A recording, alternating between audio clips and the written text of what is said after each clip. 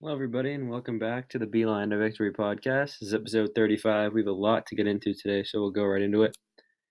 Um, First, we want to talk about Maryland football scandal. We'll go dive into that. Uh, I'll see what I think is going to happen out of that. Then, just something I want to quickly hit on is that certain analysts said that Nate Stanley was the best quarterback in the country. So I'm just going to tear that claim apart.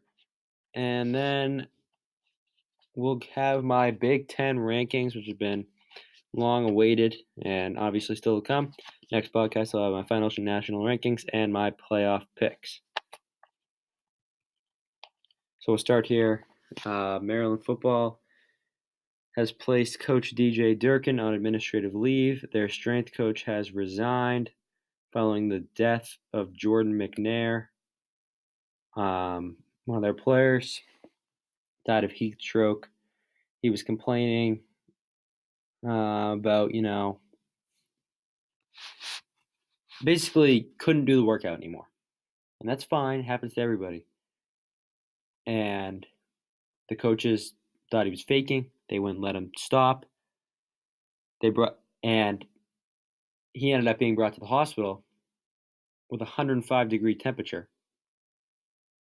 and later died of heat stroke. And it's just really, really unfortunate. I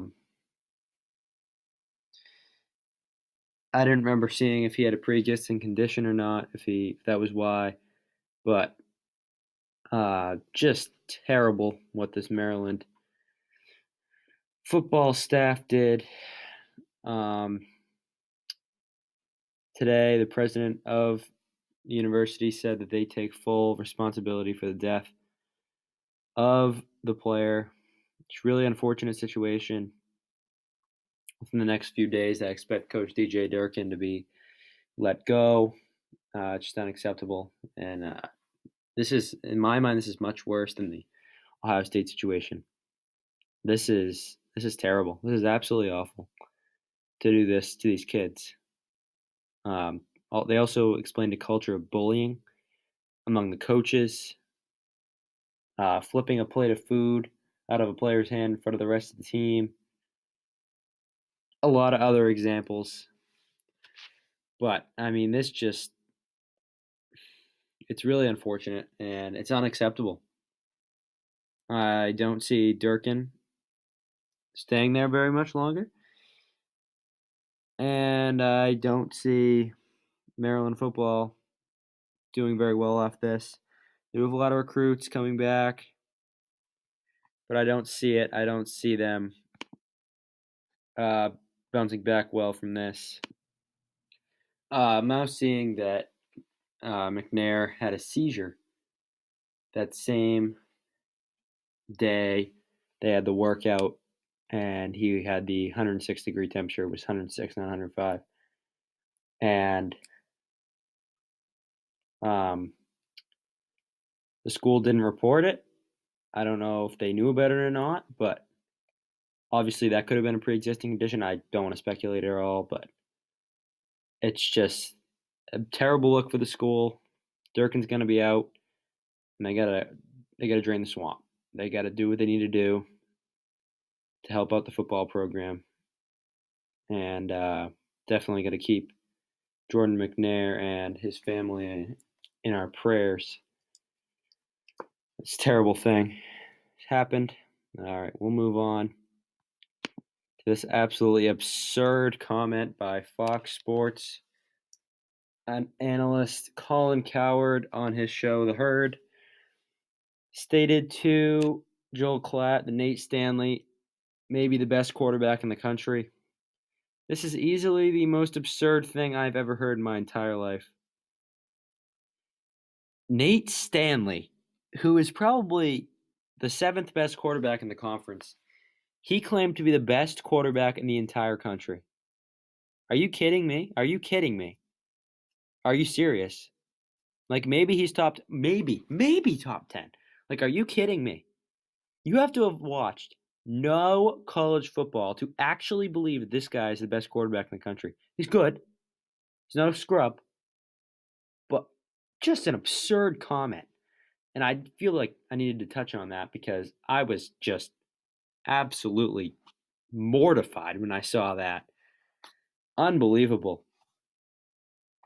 Oh, goodness. So, all right, let's move on. My final Big Ten rankings. We'll start at the bottom. Rutgers and Illinois, very much interchangeable. Just two pathetic programs. Get no recruits. Just terrible. Just awful. They're going to be terrible. Actually, after this, I think all these teams from 1 to 12 could make a bowl. Don't sleep on Indiana. They don't have a terribly difficult schedule. They may make a bowl. They don't have a lot of recruits. I like the coach. I like Tom Allen. Then you go up to Maryland. Maryland has the talent, but this is a tough situation to be in right now, and that's why I moved them down from 9 to 11. This is a very tough situation for them and the players and the rest of the coaching staff to be in, and I'm just interested to see how they bounce back. Purdue, coming off a bowl win last year. I expect them to be okay. They return Elijah Sindelar, who's probably going to be their quarterback. He's not bad. You can get Minnesota here. They're always good for a 6-6 season. That's how they like to roll. They'll beat every team that's lesser than them, and if any team comes close to them in talent or is better than them in talent, they will just sit down, lay down, and have absolutely no chance of winning. My top 8 right here is really where you get into the good teams. Nebraska, I expect to make a massive jump this year with new coach Scott Frost. Definitely expect them to make a bowl. Same thing with Iowa. Kirk Ferentz, I'm not a big fan of him, but I expect them to make a bowl. They got best quarterback in the country, Nate Stanley. Nate Stanley, best quarterback in the country. Oh, goodness. So he'll be the quarterback, and I expect them to be pretty good. 7-5, 8-4. They'll definitely make a bowl. Northwestern, obviously, Clayton Thorson is a very talented quarterback. They will make a bowl. They're probably going 8-4, maybe 7-5. They'll get a couple big wins like they usually do. They beat Michigan State last year. They'll get a couple big wins this year. They do a good job there, and then obviously the top 5 here, the elite teams. Penn State, best quarterback in the conference. They have Trace McSorley. Miles Sanders, if he performs, if he goes to the Barkley level, this team is capable of anything. All 5 of these teams are capable of making the playoff. All 5 of these teams. Penn State, it's gonna depend on how Miles Sanders plays, in my mind. McSorley's gonna give you what he's got. Good quarterback. Number 4, Wisconsin. I'm never sold on Wisconsin. Never. Alex Hornibrook doesn't do it for me. Never done it for me. But they're going to be good. They have an easy schedule once again. And they'll roll through the West. They'll win the West. And they're going to lose in the Big Ten Championship once again. The top 3 really separate themselves here. Michigan State is very, very good this year. They have great receivers, a great quarterback, great coach.